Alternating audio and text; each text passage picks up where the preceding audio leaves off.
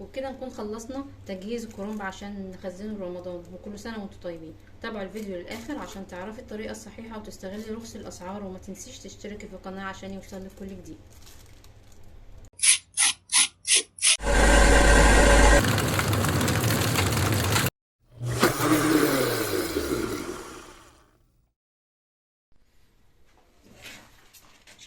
بصوا بقى، بصراحه انا مش عارفه اقطعها بالسكينه، فانا هعملها كده هون، واللي مش هقدر عليها ابقى اتك عليها بالسكينه. هي اصلا صغيره فمالها سكينه كمان. انا لقيت الست مره كنت رايحه اودي ابني الدرس، فلقيت واحده قاعده بتقول اي كرومبايه ب5 جنيه. رحت جايبه لي واحده، قلت اطبخها للعيال بكره.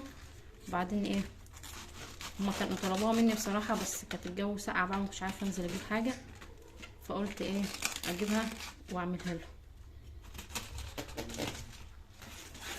انا حطيت الميه على النار تغلي على ما اقطعها.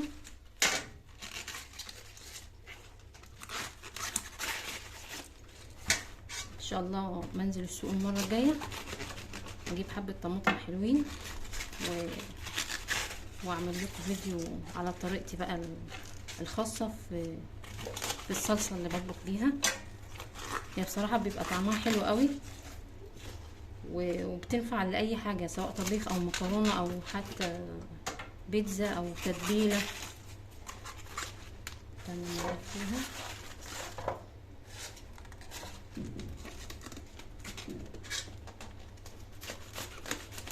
انا جربت بصراحه اعمل مخلل الكرنب ده، بس ما عجبنيش بصراحه، مع اني كنت دقته في مخلل من بره بس كان حلو.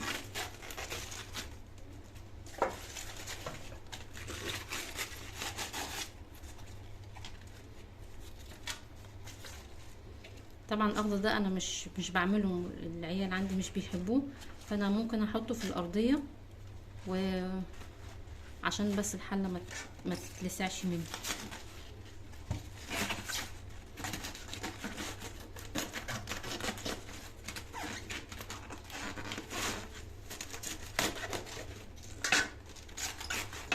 افضل افك واحده واحده كده بالراحه عشان ما تتقطعش مني كده. دي برضو نقطعها من هنا.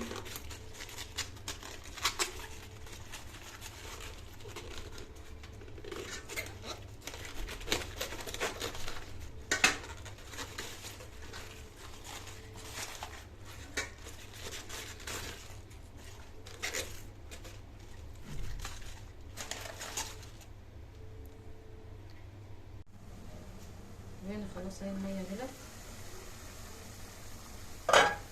نحط فيها بقى معلقتين كمون عشان تخف الانتفاخات.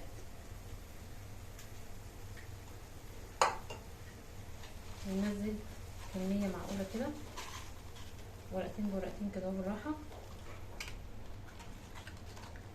بصوا بقى، بما ان انا هعملها اخر الاسبوع، فانا هعملها نص سوا، يعني مش هسلقها قوي عشان برضو ما تتهراش مني من هنا لغايه اخر الاسبوع. انا هعملها نص مسلوقه، ليه؟ علشان تستحمل شويه على ما اجي ايه اطبخها.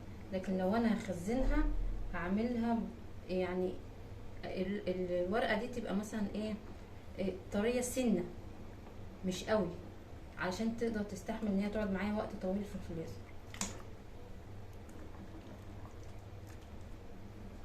بس كده. بعرف ازاي بقى ان هي استوت. بصوا هنا كده العروق دي لو اتنت معايا يبقى هي كده ايه استوت خلاص. مش دي العروق الرفيعه دي، لان دي اللي انا هلفها. لو لفيتها وهي ناشفه الكرنبايه ما بتبقاش حلوه، تحس انك بتلفي ورق ني.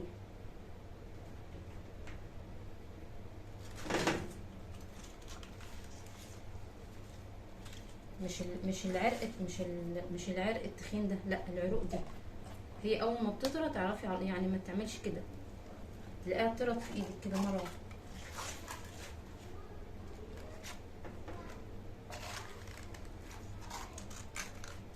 طبعا بعد ما بخلصها واغسلها تحت الحنفيه، انزل كل بقى الكمون والحاجات اللي عليها دي كلها، واسيبها تبرد، وبعدين ايه اقطعها معايا.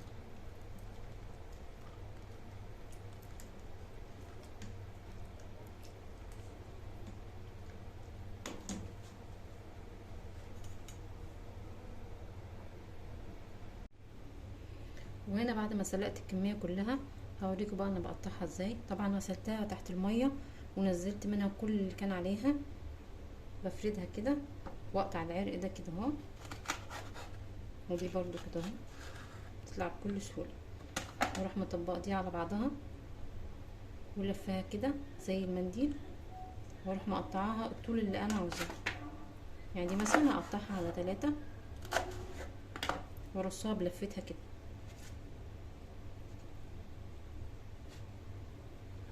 تاني نجيب الورقه كده واقطعها كده بالراحه،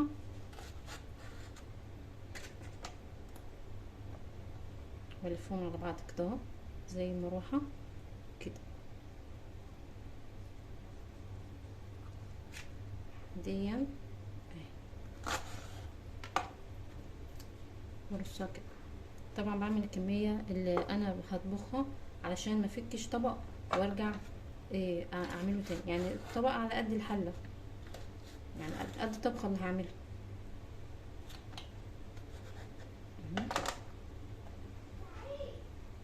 كده، والفها على بعضها كده. دي اقطعها على 3 كده وارصها كده. تاني هفرد الورقه كده واروح اقطع العرق ده كده وده كده اروح لفاها كده اهو على بعضها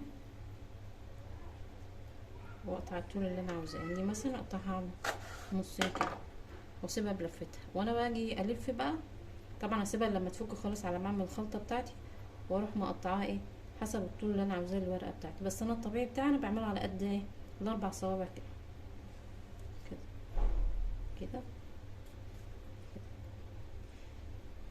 ممكن تعمليها كده وتسيبيها، وممكن تعمليها بلفتها كده عادي مش مشكله. بس انا بحب الطريقه دي عشان اقدر انا يبقوا ملمومين في بعض والورق ما يتهراش في بعض. تاني اهو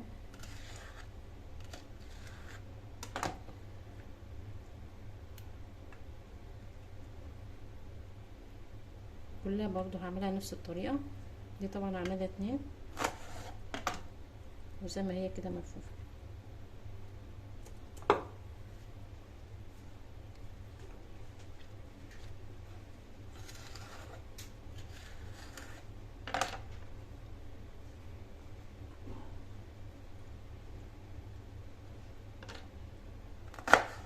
فكرة انا من عشاق اكل الكرنب بصراحه، والفلفل والكوسه. وان شاء الله برضه هعمل لكم فيديو عن المحشي المشكل. وليا برضه كده طريقه معينه في المحشي المشكل عشان ما يطلعش مجلد معاكي، بالذات البرنجان. في ناس ما هتشوف في الفيديو باذن الله. كده انا قطعت الكميه كلها ايام كفت معايا طبقين يعني حلتين محشي. انا هخزن واحده في الفريزر هكيسها كده اهون. بس اهم حاجه لازم الورق يكون برد خلاص علشان انت هتخزنيه، فلازم الكيس ما يكونش ايه الورق ما يكونش سخن. حط في الكيسه كده، وده ممكن يقعد معاكي لغايه 2-3 بالكتير، ممكن تقعدي معاكي في رمضان كمان. بكتم بقى الهواء منه خالص كده.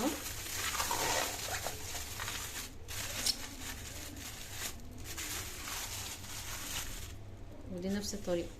طبعا دول العروق طبعا انا مش هرميها، انا برضو هخزنها في الفريزر. ممكن احطها ارضيه في اي حله محشي، سواء المحشي المشكل او لما اجي اعمل حله المحشي الكرنب. الكيس التانية اهي برضو.